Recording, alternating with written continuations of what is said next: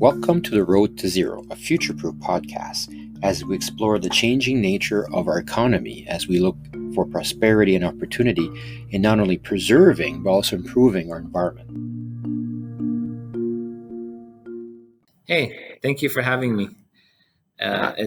It's a pleasure to be on the show. As I mentioned, I've listened to many podcasts, and it's the first time being on one. So thank you for the opportunity. Awesome. Well, thank you for choosing us to be the one to break through the podcast barrier. Yeah, thank you. Awesome. Now let's can you give us a quick idea of what Hydra is about? Yeah, essentially, Hydra is about providing hydrogen as a service, and we do that on many levels. We essentially basically provide a compact solution, both by providing fueling and the conversion and conversion kits to provide the fueling to diesel engines. We mainly work with trucking fleets, what we define as Class 8 vehicles here in Canada. So it's basically the transportation trucks. Okay. So basically the trucks show up and you basically put some kit on, you convert it, and then from what I understand it's they still have their diesel engines or diesel fuel tank, and then they have the option of using hydrogen at some point. How does that work? Yeah, it's correct. So it's essentially what we like to define it as hydrogen diesel co-combustion, and the way it works is that, yes, you're correct. We basically put on some hydrogen tanks, generally behind the cab in the on the trucks, and we basically have a hydrogen computer, and the hydrogen computer talks to the diesel computer, and essentially just the correct wording, I guess, is we displace the diesel with hydrogen. So as the two computers talk, with it says, I'm using this much diesel. We say, okay, perfect. I can give you this much hydrogen, and then naturally the driver will take its foot off the pedal a little bit, and you will use less diesel. So that's how the displacement works between the two. Okay. And how much? And what's the percentage of diesel to hydrogen, or does it change, or how does that work? Yeah, it does overall change depending on the demand, the power demand of the load or what the driver needs to do. But essentially, thus far, our technology or the technology we use gets us up to 40% displacement. Okay. And I think it's our target here at Hydra to eventually reach 100% internal combustion hydrogen engine, but I'm sure we can dive into that a bit later. Awesome. All right. And I like the concept when you say hydrogen as a service, because, and how does it work? Because right now, what I understand is you don't necessarily charge for the conversion. Yeah, that's correct. Correct. So we say hydrogen as a service because of that exactly. We want to bring you hydrogen as a complete service, and part of doing that is basically converting your fleet at no upfront cost. We sell you the hydrogen, and the reason why you want to keep buying the hydrogen back from us is because we're able to save you on fuel costs. So it's also economical for you as a fleet owner, and we're able to do that by charging a little. We're charging you basically less than what you're paying for conventional fuel. And then, as you mentioned earlier, our technology basically is co-combustion. So when you co-combust the hydrogen with diesel, your overall cost of fuel is now 2% less or 5% less. Okay, so what I hear is they bring you their trucks, you do the work for free, and then you basically sell them fuel and end up paying less than what they did before, is what I'm hearing. Yeah, that's quite the service, no? It is, yeah. I can see how that works really well. And how many and how big of a customer base do you have? At the moment we have we've signed up with a fleet of 65 trucks and growing. Okay. Yeah, imagine. And then of the ones that have signed up, have anybody else gone there anywhere else, or are they still with you? No, that they're still with us. We're still rolling out the I guess what we call the phasing of their conversion. It depends on how many trucks they would like to convert immediately. In this particular fleet, they didn't want to do all 65 trucks at once, so we were working with them to figure out their what we call, I guess, the phasing of the conversion. Generally speaking, what we've learned working with fleets is that each fleet is a bit different in how often they like to renew their trucks, and at the same time, what would if they would rather wait until they have a new, like, convert new incoming trucks or current trucks that they just bought. And in this particular case, they would like to implement the technology as they continue buying new trucks or renew the lease on their current trucks. Yeah, yeah, and it's really interesting what I've learned so far about when you start putting hydrogen in that inside that combustion, you have some kind of really great side effects that happens with engine maintenance and air Yeah, pollution.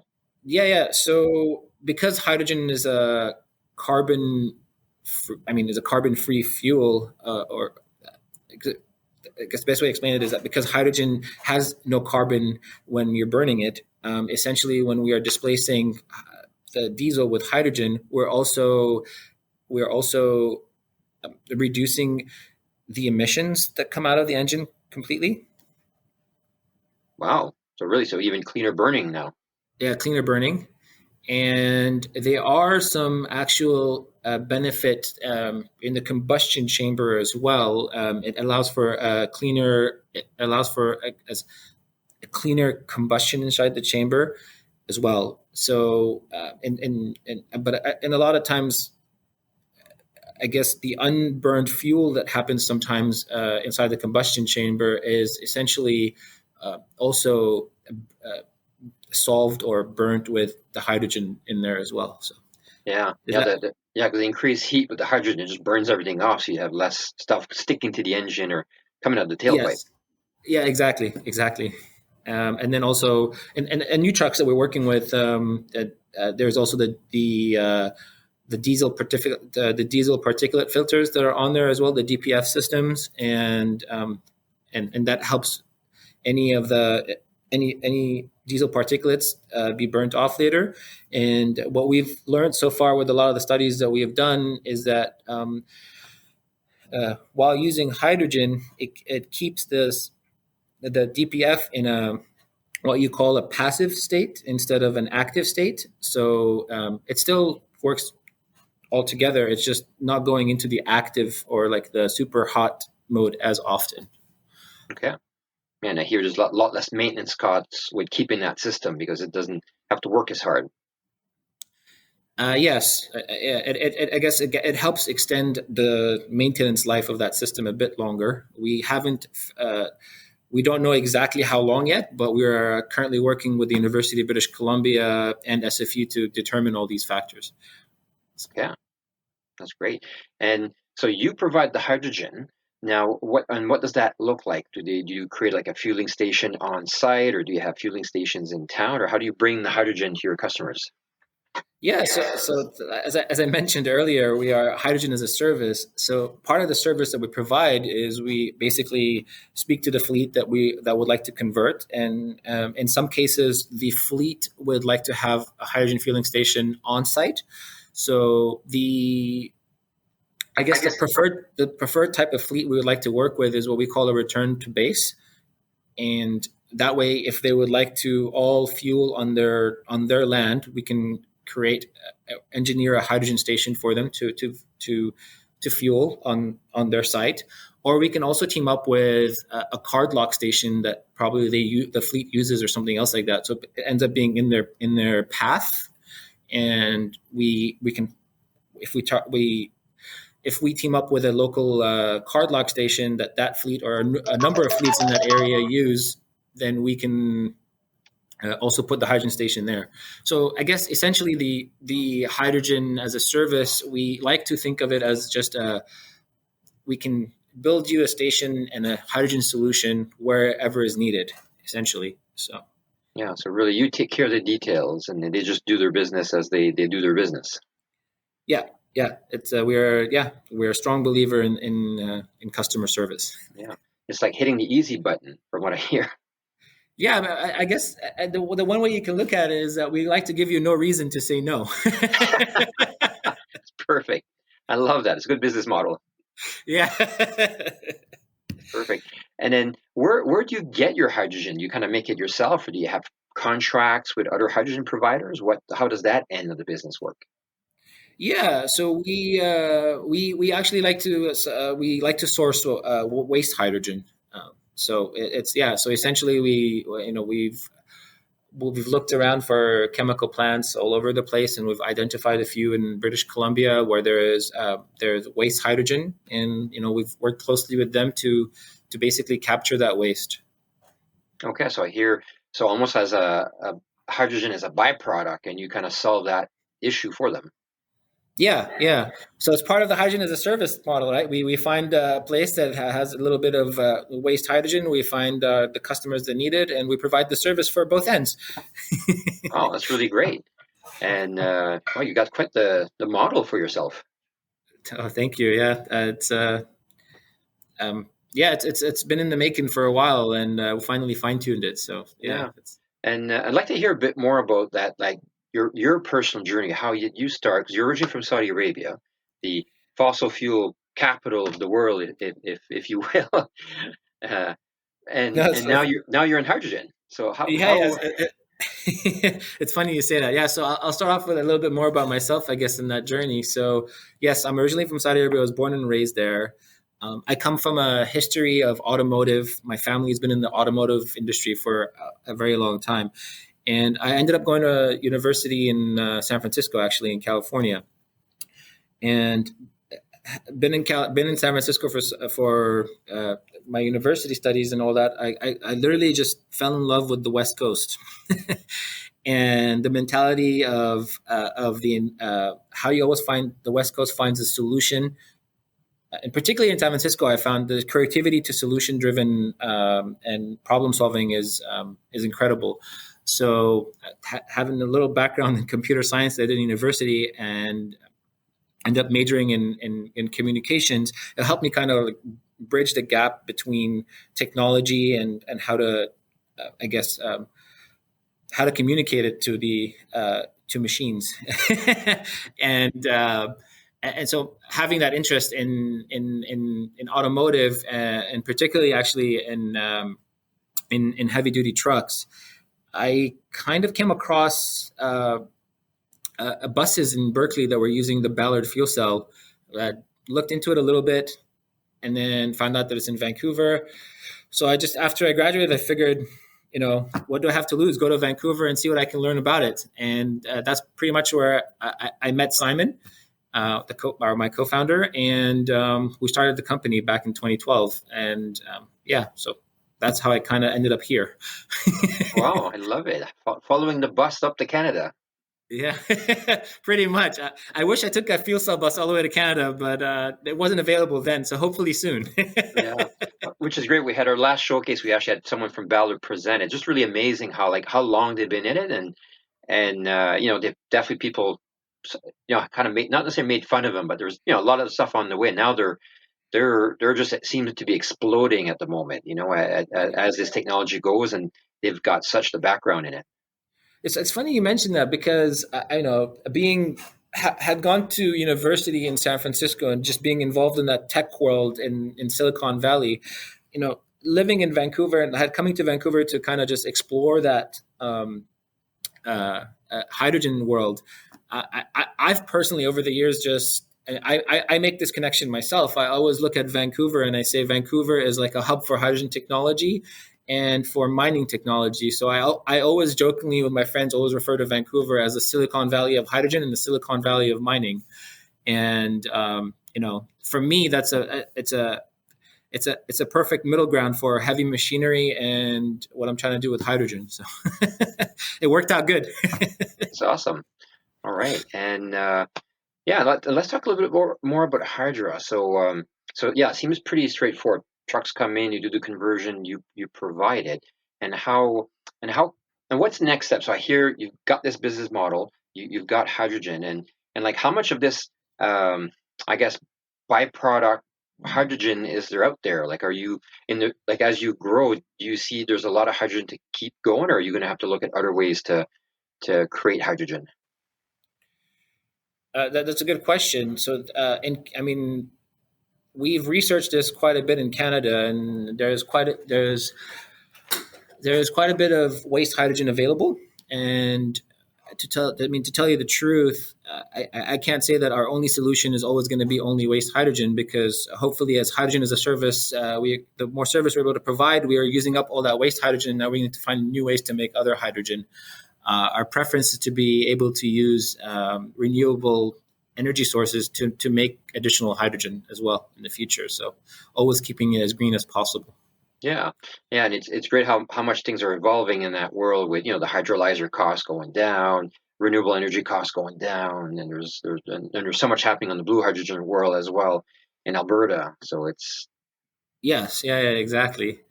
Yeah, so I mean, yeah, like you've mentioned, solar energy costs have gone tremendously down. Wind power has gone tremendously down. Yes, and you're quite right. Like electrolyzers have continue going down in price, so that's amazing. And yeah, I've been hearing a lot about blue hydrogen, and actually one of your earlier episodes spoke about it quite a bit. I believe. Um, uh, I don't want to say her name wrong. Is it Morgan or Maggie? Maggie Hanna, yes. Maggie Hanna. Yeah, yeah. It was very intriguing actually. She's quite involved in that space.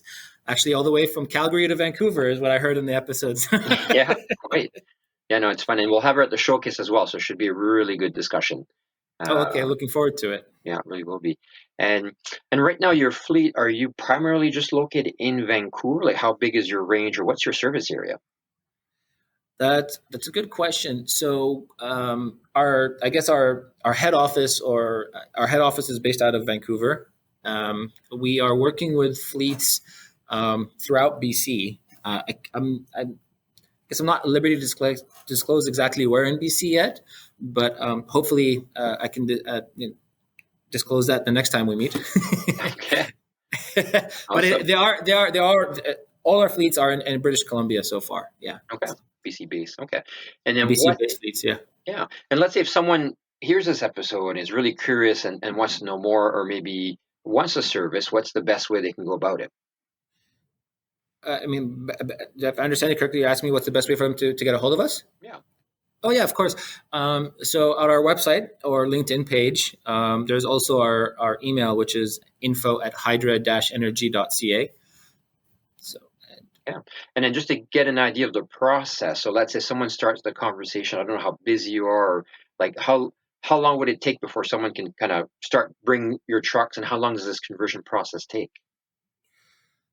oh, that's a very good question. So I guess the best way to answer that it's a the best way to answer it, I would say, is it's a case to case basis. We would have to speak to the fleet first, understand kind of their fuel demand, what their goals are, what they're trying to do, and then figure out, okay, are we able to source the hydrogen for you in that area? Is it within our delivery scope? And so forth. It's essentially part of the package of, like I always say, hydrogen as a service, right? Yeah. It's not a I don't have a definitive answer immediately for every single case, but it is literally just providing the service for that customer, and it just starts off with a conversation, trying to understand their needs, and then meeting those needs with providing hydrogen. So Yeah. Well, what I love it, like we said earlier, it really is the easy button. We want this, and you figure, okay, where's the hydrogen in your area? How do we get it to you? How do we get the fueling infrastructure? And then you outfit the trucks. So you guys yes, really figured out the whole solution for them. yeah, and we like I said, we try to do it for them at no upfront cost, and that the more we displace for them, the better it is for us, and the better it is for them, because it's cheaper, cheaper fuel cost for them. So I like to call it as it's a win-win situation, and Yeah. it's a service that we provide. Yeah. Yeah, you really structured something that's hard to say no to. So I guess when will you be converting your vehicle to run on hydrogen? Yeah, well, actually, the only vehicle I have at the moment, I have my bicycle and I have my sailboat, and it still has an old diesel engine. And then I'm really curious about, yeah, converting that in the future. Would be really Oh yeah, interesting. You know where to find us. Yeah. And that's a really good question. Have you looked at the marine industry at all? Are you primarily focused on heavy duty trucks? We are primarily focused on heavy duty trucks. However, I I guess I can talk a little bit more about the technology here. So the earlier how I mentioned the we have a diesel computer that talks to our hydrogen computer. So the language that the diesel engine uses on the heavy trucks is the same language that it uses on the marine application. So essentially, we could provide that same solution to a marine engine. We just haven't explored that area yet. Our main concentration has been focused on the transportation industry, and mainly freight industry as well. So Okay. So if someone were to call you up and say, "Hey, I have a fleet of boats, and we're looking at a solution," is that something you'd take on?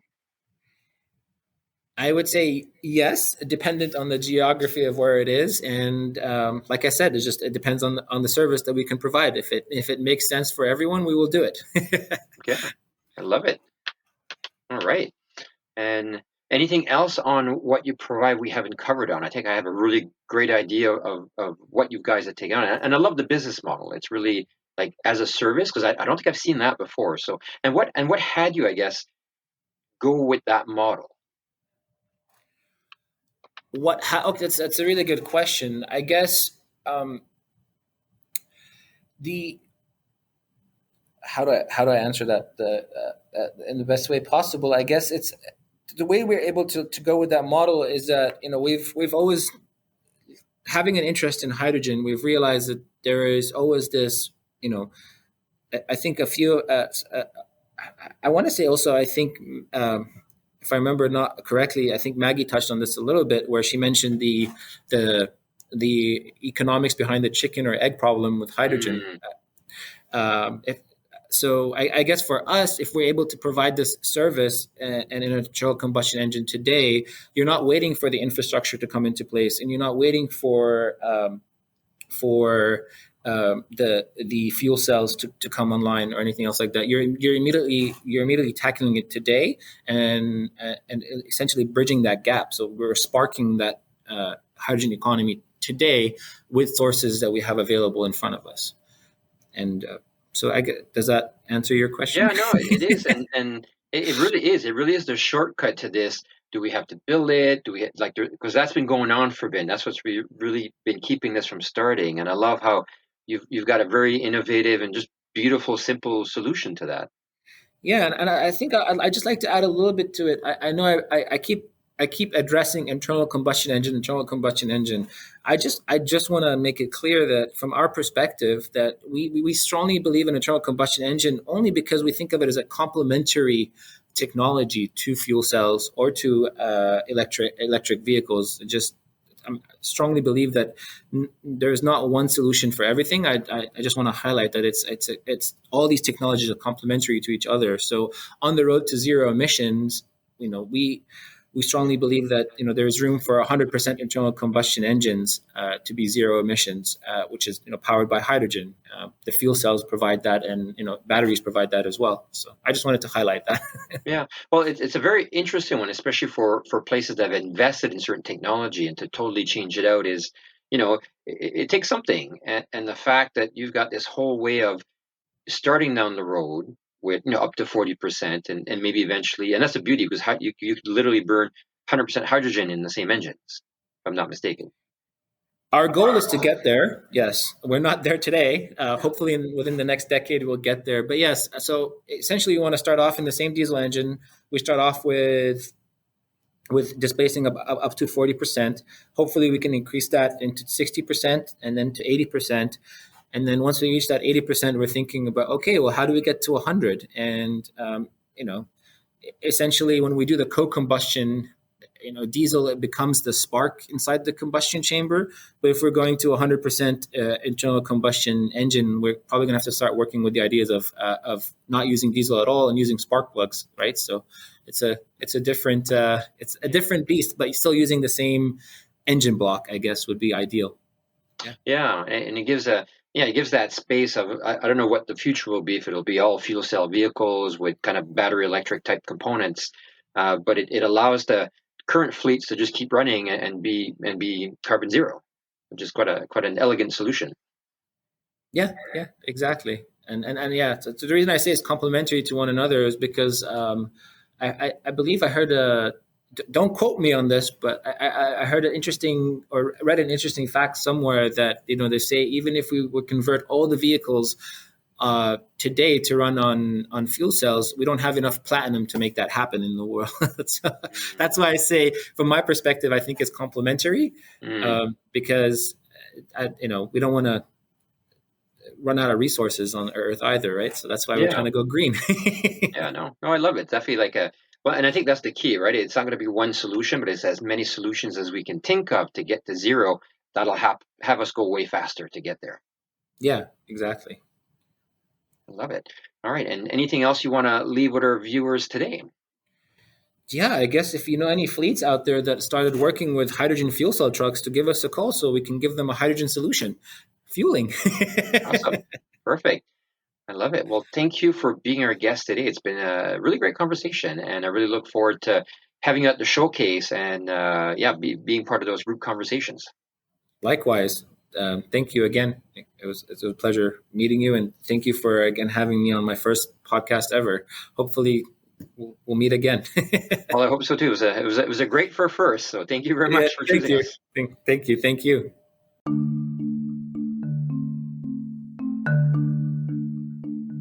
To hear more about our podcasts, showcase events, or the Futureproof Network, please visit us at www.futureproof-network.com.